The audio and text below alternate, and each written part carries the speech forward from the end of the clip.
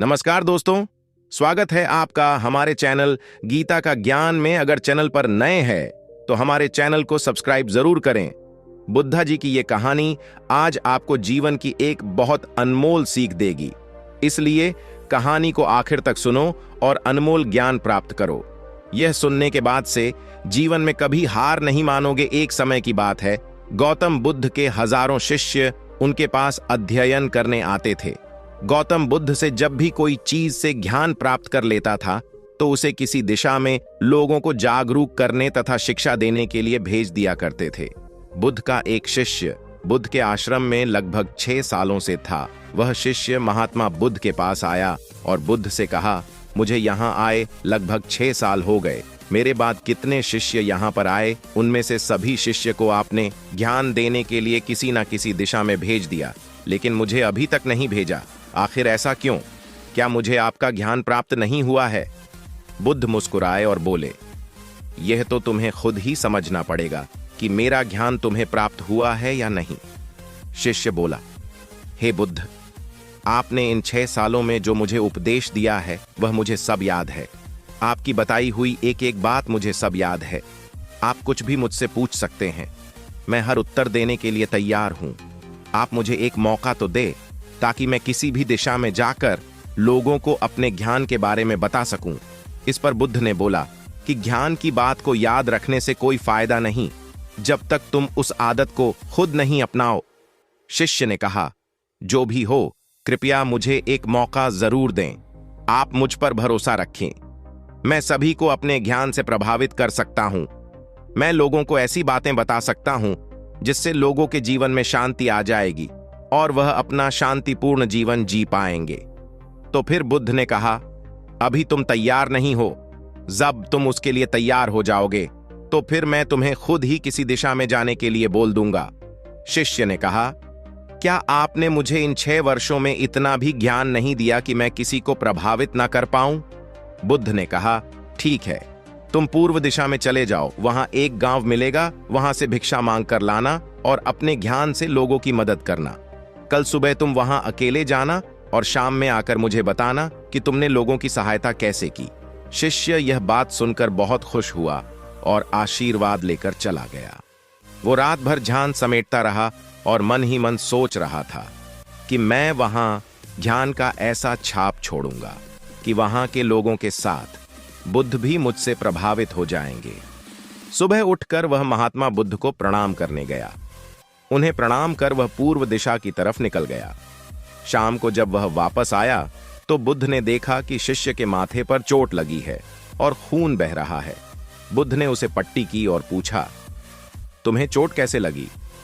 शिष्य ने कहा, वहां के लोग बेहद ही दुष्ट हैं, उन्हें जरा भी बुद्धि नहीं है। मैं उस गांव में भिक्षा लेने गया पर किसी ने मुझे भिक्षा नहीं दी। सब मुझे वहां गालियां दे रहे थे। एक व्यक्ति ने भिक्षा तो दी थी, लेकिन नीचे फेंक कर और कहा, इसे उठा लो। मैंने उन्हें काफी समझाया, लेकिन मेरी बात सुनने को तैयार ही नहीं थे।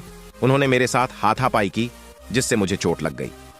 बुद्ध, आप मुझे दूसरी जगह भेजिए जहां के लोगों में ज्ञान हो, वो इस तरह ना हो। बुद्ध शिष्य की बात सुनकर मुस्कुराए और बोले, अगर दूसरे गांव में भी ऐसे ही गांव के लोग होंगे तब तुम क्या करोगे? शिष्य ने कहा, हे बुद्ध, मैं ऐसे लोगों को कोई ज्ञान नहीं दे सकता।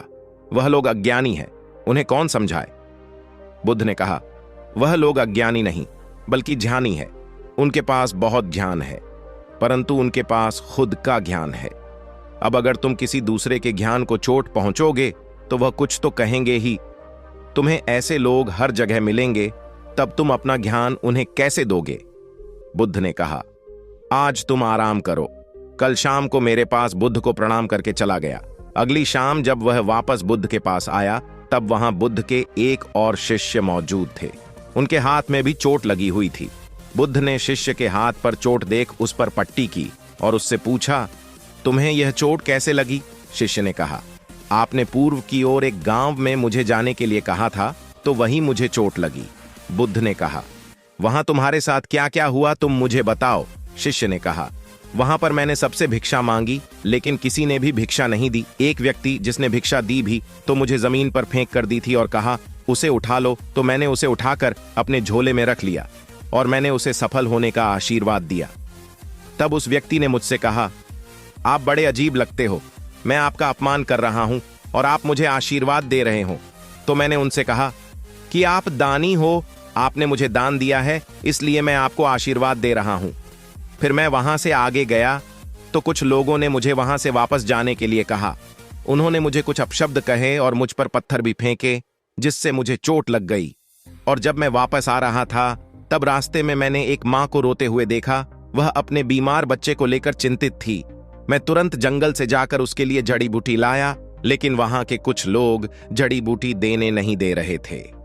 फिर मैंने उनसे विनती की वह मुझे उस बच्चे का इलाज करने दे। उसके बाद वह जैसा कहेंगे मैं ठीक वैसा ही करूंगा। फिर जिस व्यक्ति ने मुझे भिक्षा दी थी उसने गांव वालों को समझाया। तब उन्होंने मुझे उस बच्चे को जड़ी बूटी लगाने दी। उसके कुछ देर बाद वह बच्चा ठीक हो गया।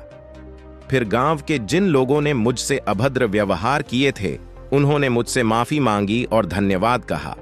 फिर मैं वहां से वापस आ गया। हे बुद्ध, मेरी आपसे एक विनती है। उस गांव के लोग बहुत भोले भाले हैं, क्या मैं रोज उसी गांव में जाकर भिक्षा मांग सकता हूं? यह सभी बातें पहला शिष्य खड्डा होकर बड्ढे ध्यान से सुन रहा था। उसने यह सुनते ही बुद्ध के चरणों में गिरकर कहा, हे बुद्ध, मैं समझ गया हूं कि अभी मैं उस लायक नहीं हुआ हूं कि मैं दूसरों को ज्ञान दे सकूं। बुद्ध ने कहा, हमें बाहर वैसे ही लोग दिखाई देते हैं जैसे हम अंदर से होते हैं। जब तक स्वयं को नहीं बदल सकते तब तक किसी को नहीं बदल सकते हैं। खुद में बदलाव लाना ही जरूरी है। अपने आप में बदलाव लाकर ही इस दुनिया